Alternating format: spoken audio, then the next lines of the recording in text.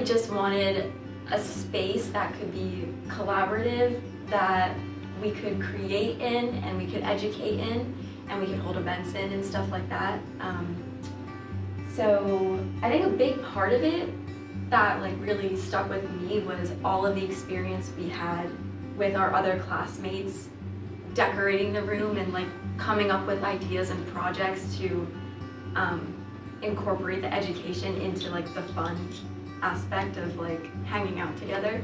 So I will say that like I know when we got involved in this, I think we're taking it as like an English. It's like an English course and whatnot. And like you said, we were gifted this room, which was really nice. And we wanted to make it feel like it was a place where everyone could come. Student, teacher, adult, and they could see and visualize it. And it's why there's so many. We have the timeline. We were gifted the different pieces of artwork. In the background, the teach piece, the 10-stage genocide up there in the back. Typically, a lot of the time, it's a hard topic to talk about. Bringing awareness to that is beautiful, and I love that we have like 2 rooms now for it. Yeah. Yeah. Well, take me through it a little bit. So what is some of the art that you'll be able to see here? So these are, this one specifically is so cool. This is Elie Wiesel. And is that his signature right now? That's his signature right That's there. amazing. That was so cool. We thought it was really important to have a visual representation of not only the Holocaust, but all other genocides, because when you see it visually like this, it really makes you think, and that's what we want. We want people to think when they're in here. This is actually points where different genocides have occurred. So you have like the transatlantic slave trade, the Native Americans, all different points, it's a whole map of the world. And that also, again, is, at least for me too, it's a visual like, wow. And then further down we have, This is amazing. this is actually, it's a chalk wall. You can draw on this, write on this, and we put this here for people to put like messages, like be kind, all of that inspirational. We call it the Wall of Hope. I really love this wall. It's one of my favorite parts of the room because it's so big and it's so cheery and so many different people have contributed to it. So, Well, and it's empowering, right? Oh, like yeah. you're learning about really difficult topics in here, but then like you're left on this message of hope and action, and it's not like you're just given this knowledge and there's nothing you can do with it. right. I'll talk about this. We were given the great opportunity to speak to 2 survivors of the Holocaust, Una and Maud, and we decided we wanted to show everyone their story. We want their story to be solidified so people can view it.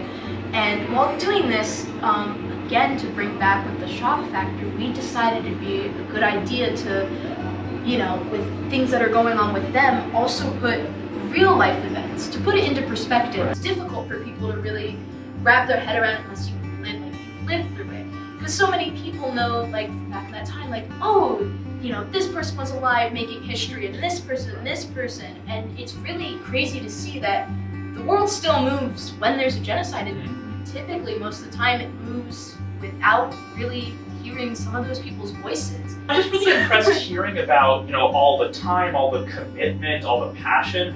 Where did that come from for you? What really made you feel like you wanted to commit to these projects? I really wanted to leave a mark. I really wanted to leave something for other students to carry on and evolve. I just wanted to leave something with people that would really open their eyes and change their perspective on how they view something in general. And when I took this class, I said this would be a perfect opportunity. I said a lot of people here, this is something people need to hear and be made aware of. Students going from, growing up, some students are unsure of what they want to study. And I was thankful I found here something where that switched my life. The same to happen here for some students, because some, to go on and then be like, you know what, this room, this class impacted me, and this is something I want to do with my life. I was actually one of those students. I took Miss Italian's class. It was an English class, and I liked her as a teacher. I was like, okay, I'll take this class, it's fun.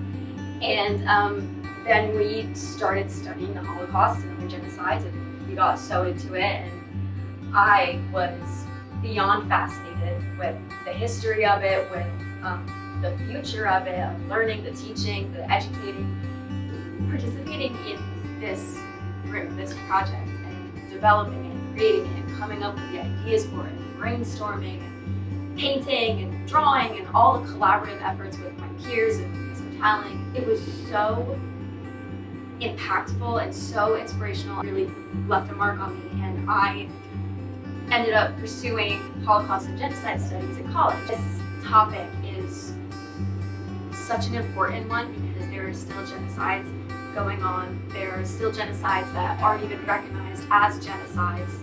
We need to have those discussions, those uncomfortable conversations, and so I think it's so important to have a room like this. And so when I was able to contribute to this and be part of this, I was like, I am all in, hands-on, I'm giving my time, my effort, everything.